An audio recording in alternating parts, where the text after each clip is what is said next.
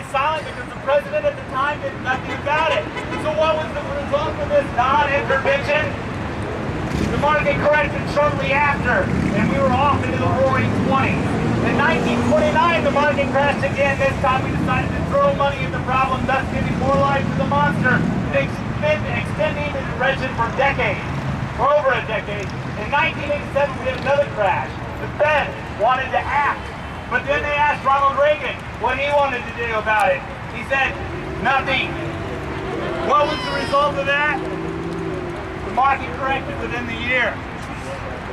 Now we have a crash in 2008 and we are still in it. It seems to me we are opting for the wrong strategy. As Ron Paul says, we cannot continue to spend and borrow our way out of borrowing and spending. A lot of people want the government back in housing so we can continue to ride the construction money train. But the problem was government involvement in the first place. The government told Fannie Mae and Freddie Mac to buy up whatever loans were out there, regardless. Bad credit, no job, no down payment, perfect, no problem. The free market would have never done this. When mortgage brokers got wind of this, it was a feeding frenzy. They would make loans to anyone. Eventually they ended up with a bunch of loans that no one would ever want. Indirect credit, default swaps, etc. Eventually the American people are buying this debt, not, of course, of their own free will. Why? Maybe because the last 4 CEOs of Goldman Sachs went on to work in the hierarchy of government. Maybe we need to close this revolving door between our banks and government. Amen! Woo!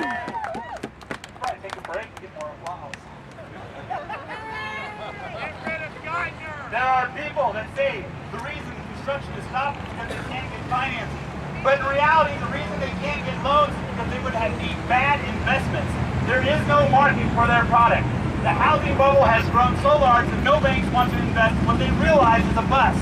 We have to let the housing market correct naturally when the free market will take over and more affordable housing be a no-brainer for a loan. But if the Fed keeps injecting money in the banks in an effort to keep bubbles inflated, we are going to suffer the consequences for a long time to come. In the end, who pays the interest to the Fed?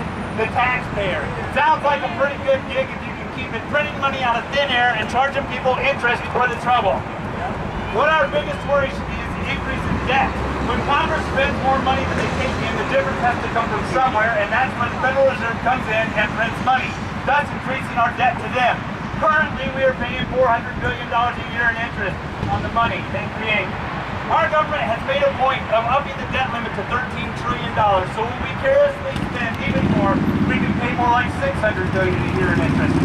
Not only that, they are not they are giving to their friends at Goldman Sachs, Bank of America. And we have the nerve to ask, how specifically are you spending our money? They say, sorry, this is private business. Well, ladies and gentlemen, enough is enough. It is time to audit the Fed. The Federal Reserve, in conjunction with fractional reserve banking, are the world's largest Ponzi scheme, and we are being played. We need to contact congressmen from all over the country, not just this area, and get co-signers for HR 1207.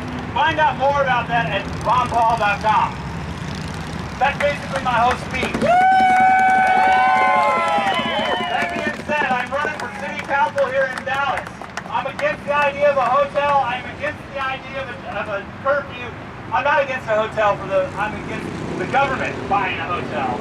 I am against the curfew, and I am against a lot of other things that we're having to go up against right now. So, long story short, my information's on this table.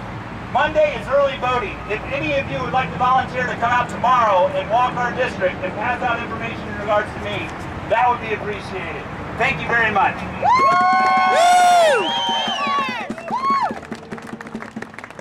I will be there tomorrow. And Eddie will too. And Delilah will too. Who else is going to be there tomorrow? We got to go canvass this district. Woo! Alright, so this hotel actually brings up a very good point. There was a blog the other day where John Jay and I actually both commented, and somebody basically said, well, money's an infinite resource. and I had to jump on that one. You know, money, people have forgotten what money